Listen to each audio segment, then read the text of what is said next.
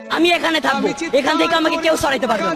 আব্বু কল দিছিল, আব্বু কল দেওয়ার পর বলতেছে যে তোর আর ফোন দেওয়া হবে না। আমাকে কল দেওয়া হয়েছিল, আম্মু বলতেছে তোর তুই তাড়াতাড়ি বাসায় না, তোর বাসায় ঢুকতে দেবে। আমি বলছি যাচ্ছা, আমি বাসায় ঢুকবো না, আমি বাইরে থাকবো, রাত্রে আজকে বাইরে থাকবো, 2-3 দিন তুমি চেষ্টা করো না। যতদিন না বিজয় হইতেছে, আমার আজকে ভাইরা কোটার জন্য সুইসাইড করতেছে, আমার ভাইরা চাকরি পাইতেছে না, সুইসাইড করতেছে। কেন করতেছে? আজকে ভাইরা করতেছি, ভবিষ্যতে কি আমরা সুইসাইড করবো না? জেনারেশন জেড কাকে বলে? জেনারেশন জেড কেন এত বিপজ্জনক? জেনারেশন জেড হঠাৎ কেন এত খেপে উঠলো? বন্ধুরা, বর্তমানে জেনারেশন জেড নিয়ে অনেক কথা চলছে এবং অনেকে জানতে চেয়েছেন জেনারেশন জেড কি।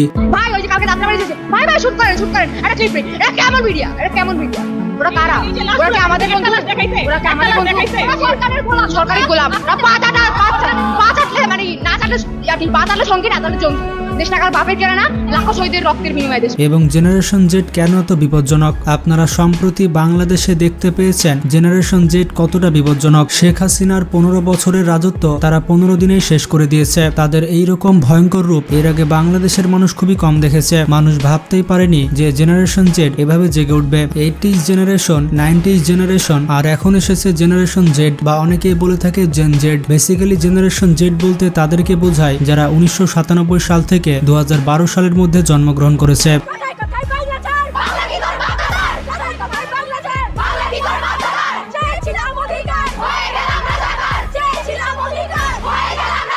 তারা সোশ্যাল মিডিয়া আর ইন্টারনেট দিয়ে তাদের জীবন চালায়। তাদের কোনো ব্যারিয়ার নেই, তারা কোনো একটি দেশের সিটিজেন নয়, তারা হচ্ছে গ্লোবাল সিটিজেন। দেশের সীমানা তাদেরকে আটকায় না। আপনি টিভিতে যা খুশি দেখেন তাতে কোনোই লাভ নেই, কারণ জেনারেশন জেড টিভি দেখেই না। এই কারণে তারা স্বাধীন এবং স্বশিক্ষিত। তাদের লার্নিং সোর্স তারা নিজেরাই। শেয়ারিং বেসিসে একজন আরেকজনের কাছ থেকে সবকিছু শিখে থাকে এবং পাশে থাকে। এই কারণে 10 মিনিটস স্কুলের মতো প্রতিষ্ঠান এতটা বেশি জনপ্রিয়। তারা তাদের মতোই কারো কাছ থেকে শিখতে চায় এবং খুবই দ্রুত সবকিছু শিখতে চাই। তারা মাত্র 10 মিনিটেই সবকিছু শিখতে চায়।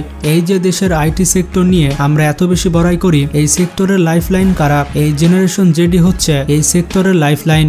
আমাদের দেশের শিক্ষা প্রতিষ্ঠানে কি এগুলো শেখানো হয় না? আমাদের শিক্ষা প্রতিষ্ঠানে এগুলো শেখানো হয় না। আমাদের শুধুমাত্র লাইন বাই লাইন মুখস্থ করানো হয়। আর খাতায় যে বেশি ঢেলে আসতে পারবে সেই হচ্ছে বুদ্ধিমান। যদি তাই হয় তাহলে এরা শিখলো কিভাবে? আসলে তারা নিজে নিজে শিখেছে। মাসে লক্ষ লক্ষ টাকা আয় করছে তাদের স্বশিক্ষা দিয়ে, যা অনেক পুরনো প্রজন্মের মানুষের কাছে একেবারে কল্পনাধীন। তাই এখনো আমরা প্রাগৈতিহাসিক শিক্ষা প্রতিষ্ঠানের গর্ব নিয়ে বড়াই করতে থাকি। স্বশিক্ষা এবং স্বনির্ভরতা, এই দুইটি জিনিসের কারণে জেনারেশন জেড এর আত্মমর্যাদা প্রচন্ড রকমের। আপনি জাস্ট তাদেরকে অপমান করতে পারেন না পূর্ববর্তী জেনারেশনের মতো। তাদেরকে আপনি চাইলে রাজাকার বলতে পারেন না। শেখ হাসিনা রাজাকার বলার কারণে তার কি অবস্থা হয়েছে তা আপনারা দেখতে পাচ্ছেন। আমরা কেন হল ছাড়বো? আমরা স্বায়ত্তশাসিত প্রতিষ্ঠানের স্টুডেন্ট।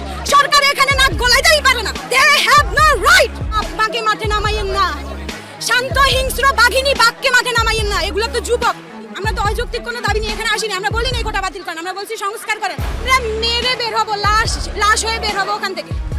আমরা লাশ হয়ে বের হবো ওখান থেকে। তারা 25 লাখ টাকা ঘুষ দিয়ে 15,000 টাকা বেতনের চাকরি করতে চায় না। তারা বাবা মায়ের কাছ থেকে 25 লক্ষ টাকা নিয়ে সেটি বছর শেষে কোটি টাকায় রূপান্তর করতে চায়। 90 দশকের কোনো মানুষকে রাস্তার পাশে খাবার বিক্রি করতে দেখেছেন? কিন্তু জেনারেশন জেডকে আপনি বেশিরভাগই দেখতে পাবেন এরা বসে থাকে না। 90 দশকের মানুষের মতো তারা কোনো কাজকে ছোট করে দেখে না। জেনারেশন জেড এর উল্লেখযোগ্য বৈশিষ্ট্যের মধ্যে সব থেকে সেরা বৈশিষ্ট্য হচ্ছে তারা একেবারে ডিরেক্ট। তারা যা চায় সরাসরি বলে দেয়। তারা যা করতে চায় সরাসরি করবে, কোনো রকম সময় নষ্ট করে না। ঘোরানো পেঁচানো ডিপ্লোমেসিতে তারা অনেক বিরক্ত হয়। এই কারণে শেখ হাসিনা তাদেরকে পেঁচাতে চেয়েছিল, পরে নিজেই প্যাচে পড়ে গিয়েছে।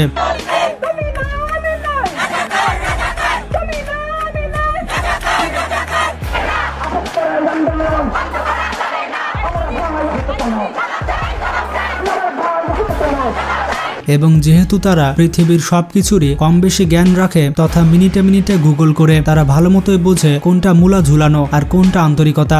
এদেরকে সহজে আপনি ভূগোল পড়াতে পারবেন না। এর একটি উদাহরণ দেওয়া যাক। ডক্টর মোহাম্মদ জাফর ইকবালের মতো মানুষকে পুরোপুরি মিশিয়ে দিতে তাদের একদিনও সময় লাগেনি। জাফর ইকবালের মতো এইরকম পতন বাংলাদেশের ইতিহাসে খুবই কম ঘটেছে। এর কারণ হচ্ছে জাফর ইকবাল ডিরেক্ট না, সে স্ট্রেট ফরওয়ার্ড কোনো কিছু করে না। তার ভুলকে ভুল এবং ঠিককে ঠিক বলার মতো সাহস ছিল না। সে সারা জীবন শুধু চেটেই গিয়েছে। হয়েছে, যার কারণে বুদ্ধিজীবী থেকে তার বুদ্ধি প্রতিবন্ধী হতে বেশি দেরি লাগেনি। জেনারেশন জেড এর ডিসিশন মেকিং খুবই ফাস্ট, একেবারে বুলেট ট্রেন। মনে করুন অফিসের বস তাকে পাত্তা দিচ্ছে না কিংবা তার চাহিদা মেটাচ্ছে না, এই অবস্থায় তারা ওই বসের থেকে তার উপরের বসের কাছে চলে যাবে এবং তার দাবি রাখবে। এটা করবে ইমেলের মাধ্যমে কিংবা লিঙ্কডইনের মাধ্যমে। এরপরেও না পোষালে সে চাকরি ছেড়ে দিবে। তারা ইউটিউব, নেটফ্লিক্স কিংবা ফেসবুকে ভিডিও দেখে 1.5x এর গতিতে, তারা স্বাভাবিকের থেকে বেশি গতিতে সবকিছু চায়। জেনারেশন জেড স্লো কোনো কিছুই পছন্দ করে না। মোটামুটি সকল বড় গবেষণায় দেখা গেছে যে অনলাইনে মাত্র 7 সেকেন্ড তাদের অ্যাটেনশন টাইম। মাত্র 7 সেকেন্ডের মধ্যে তাদের অ্যাটেনশন করতে পারলে ভিডিও দেখবে, আর নয়তো ভিডিও দেখবে না। এটা শুধু ভিডিওর ক্ষেত্রেই নয়, অনলাইনে যে কোনো জিনিসের ক্ষেত্রে। তো এই হচ্ছে জেনারেশন জেড। জেনারেশনের গ্যাপ অস্বীকার করা যায় না। আমাদের দাদাদের সাথে আমাদের বাবাদের মিলতো না, আমাদের বাবাদের চিন্তার সাথে আমাদের আবার মিল খায় না, আবার আমাদের চিন্তা ভাবনার সাথে আমাদের ছেলেদের মিলবে না, এটা স্বাভাবিক। তো জেনারেশন গ্যাপকে মেনে নিয়ে আমাদের সামনে এগোতে হবে। আশা করি জেনারেশন জেড সম্পর্কে জানতে পেরেছেন।